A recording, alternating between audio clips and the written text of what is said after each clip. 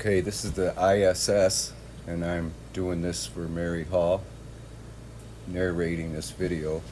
The ISS is going over Central America right now, and the question I want to ask, does anyone remember Central America being vertical north and south, and the Isthmus of Panama being north and south with the canal going straight plumb line east and west? Does anybody remember that?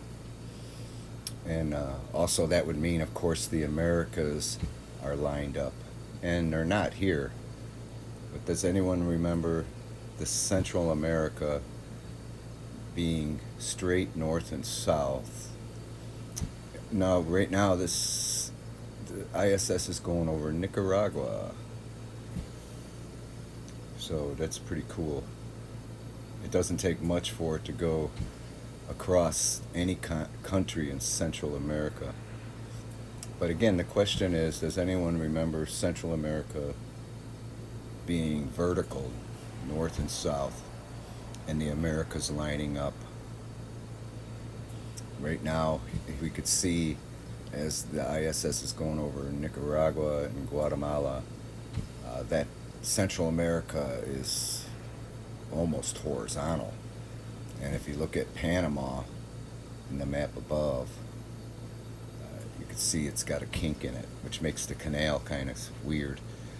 Now it's entering the Caribbean Sea towards Cuba. So again, the question being, it's a Mandela effect question. Mary lets me ask a question once in a while on her channel, because her channel really doesn't cover that.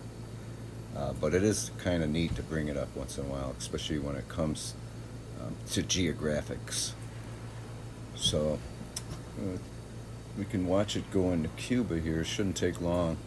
It only takes, going 17,500 miles an hour.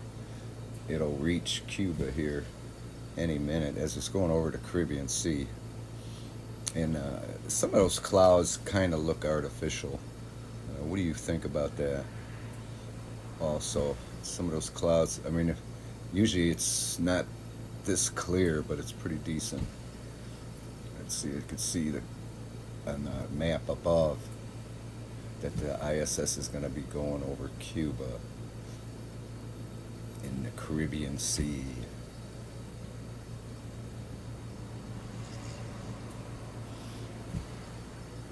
So again, the question, take a good look at Central America in the map above that shows the predicted orbit of the ISS, which is orbiting 200.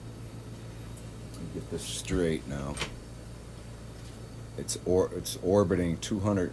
Its orbit height is 254 miles, which is 1,341,120 feet from the surface of the Earth. Here's Cuba as it approaches into the North Atlantic. You can see its predicted orbit. But again, take a good look at Central America. Do any of you remember it being different? Also, Cuba. See how quickly it crosses over Cuba? The view you see on the picture is approximately 120 miles across and 60 miles up and down.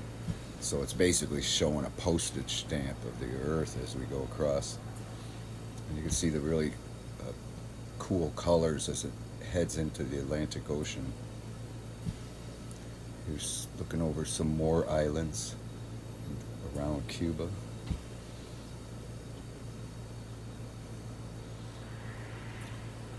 So a lot of you, nothing's different. A lot of you might have always recognized Central America and Cuba and this area in the Caribbean Sea being exactly like it is. And that's, most of you are going to recall it like this, but there are some that recall Central America and Cuba and everything in the Caribbean Sea, Puerto Rico and whatnot, being entirely different. Those are people that are affected with the phenomenon known as the Mandela effect. It's a very real phenomenon. It's not something that's a memory problem or anything like that. It's a very real phenomenon. Some of you may remember Central America being vertical, north and south, and the Americas lining up. In other words, South America totally underneath North America, straight. I mean, you could in here it's offset by 2,500 miles. In fact, Peru and Ecuador and Colombia are all in the Eastern time zone. Do any of you remember it being in the Pacific time zone or Central time zone, even, or even the Mountain time zone?